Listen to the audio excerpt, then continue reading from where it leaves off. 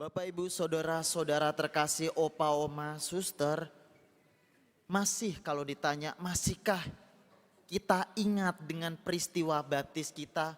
Maka saya ingin bertanya, yang baptisan bayi angkat tangan, baptisan bayi, sejak kecil, udah digerujuk-gerujuk baptisan bayi, oh lumayan ya. Turunkan. Yang baptisan dewasa. Oke, terima kasih, turunkan. Setiap pribadi punya kisahnya masing-masing.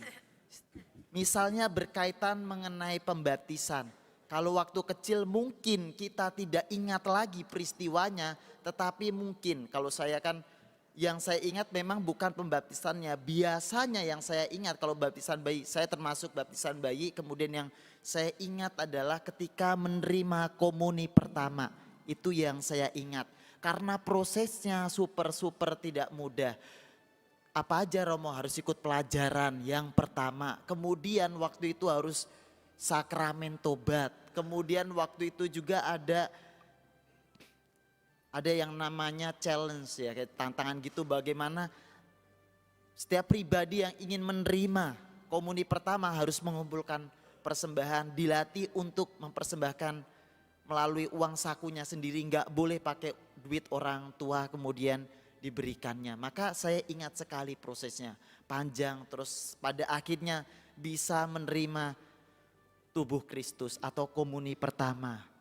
Untuk yang dewasa saya kira tahu arti nama baptisan yang kita terima.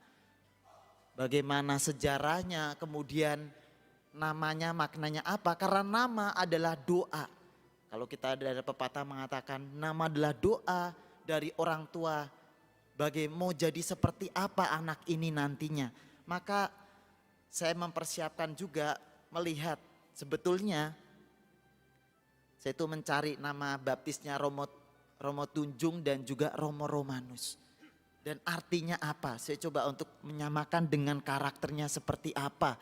Maka kemarin saya menemukan arti namanya, misalnya saja kita kenal dengan romo-romo kita. Petrus Tunjung Kusuma. Nama baptisnya jelas Petrus, dari kata Petros. Artinya batu karang. Ini mengatakan orangnya pasti keras nih.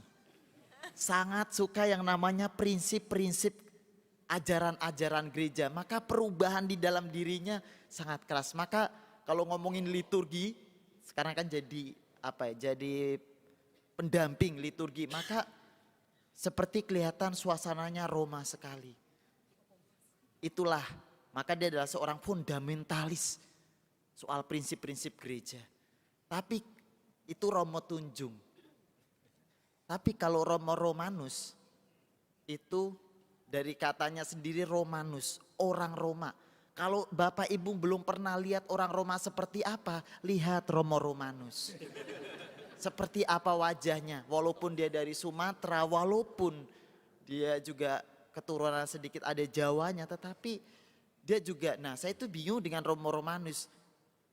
Saya lihat karakternya, poin-poinnya itu mencerminkan sangat fundamentalis. Saya melihat dia itu gak mencerminkan itu, berbeda sekali dengan Romo Tunjung.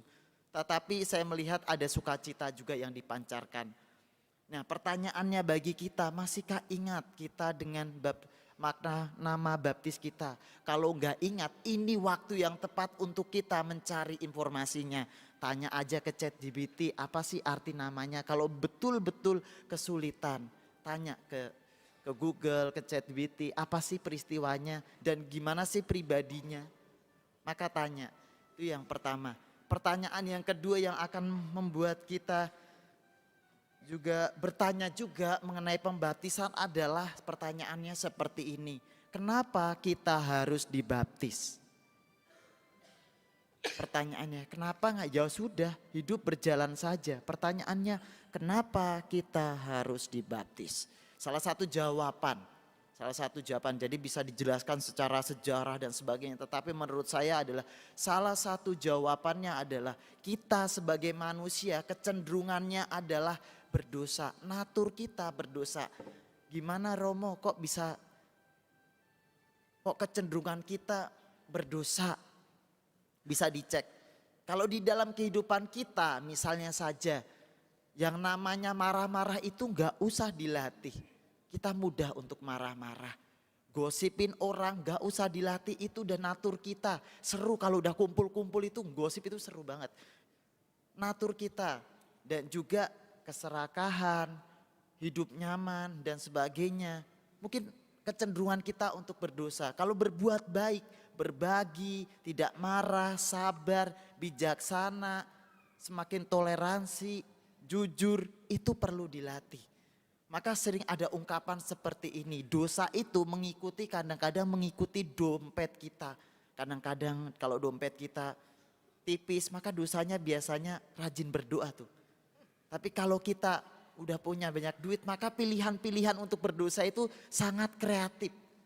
Bisa dicek masing-masing kita.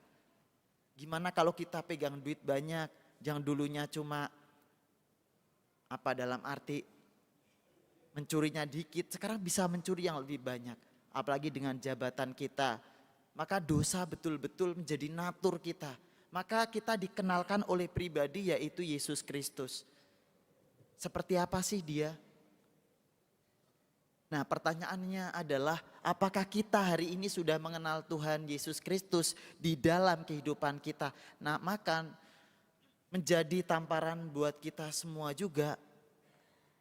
Apakah kita sudah mengenal Tuhan Yesus Kristus? Kapan terakhir kita betul-betul membaca kitab suci, betul-betul pengen mengenal siapa sih sosok Yesus? Apa sih yang membedakan kita dengan Tuhan-Tuhan yang lainnya? Kalau bisa dikatakan, kapan terakhir juga kita berdoa? Dari bangun tidur bisa dicek. Apakah kita hari ini berdoa? Kapan kita betul-betul dalam keluarga itu doa bareng-bareng? Ketika makan, doa bareng-bareng. Atau sendiri doa bareng-bareng, doa sendiri juga, kapan? Kapan kita betul-betul ingin mengenal Tuhan Yesus? Pribadi, apakah kita kalau dibaptis, tadi saya mengatakan apa sih bedanya kita yang kenal Yesus sama yang gak kenal Yesus? Tantangannya berat di tahun ini. Bisa juga kalau kita bekerja dalam dunia yang bertemu dengan banyak orang, tawar-tawarannya bisa orang pindah agama, menukar dengan agamanya, bisa terjadi. Mungkin konsep ini gak mungkin lah Romo, tetapi kenyataannya itu tantangan yang kita hadapi dengan segala perjuangan karir kita. Kemudian juga kenapa kita harus juga dibaptis, salah satunya adalah kita masuk di dalam komunitas di mana kita menikmati yang namanya sakramen-sakramen yang lainnya. Menikmati sakramen tobat, kapan terakhir kita melakukan sakramen tobat, kemudian juga ekaristi. Mungkin kalau perminyakan kalau sudah tua saja ya. Dan juga yang lainnya, krisma, perkawinan, sakramen-sakramen yang ditawarkan oleh gereja. Maka pada hari ini kalau kita melihat kita datang ke gereja kemudian merasa asing. Terus bagaimana Romo kita datang ke gereja, pulang ke gereja sendiri, pulang juga sendiri, gak kenal satu sama lain, komunitasnya. Terus bagaimana ini Romo? Biasanya saya sarankan, bentuklah komunitas, mulailah menyapa, mulailah mengenal diri. Bukan lagi ingin disapa, tetapi cobalah menyapa. Apa sih yang menarik dari gereja ini? Kalau kita melihat di sana kor-kornya ada yang tua, ada yang muda, bisa kenal satu sama lain, itu sesuatu hal yang menarik juga, merasakan persaudaraannya. Apakah kita di gereja ini merasa asing? Maka kita perlu bertanya juga, semoga melalui pembaptisan ini kita diingatkan kembali sejauh mana kita mengenal Yesus dan juga semakin hari diajak untuk bertobat.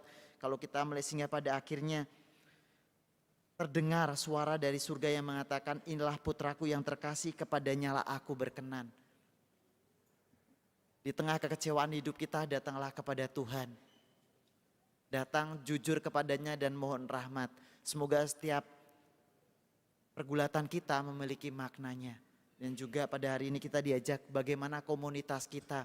Apakah kita betul-betul sudah merasakan komunitas yang membangun di tengah dunia yang begitu tidak mudah, tetapi apakah kita sudah mau berjuang untuk membangun dari komunitas kecil? Saya sarankan biasanya 1 atau 2 orang untuk betul-betul berdiskusi mengenai Tuhan juga. Semoga di pesta pembaptisan ini kita semakin berkenan kepada Tuhan dan semakin mengenalnya. Tuhan memberkati kita semua.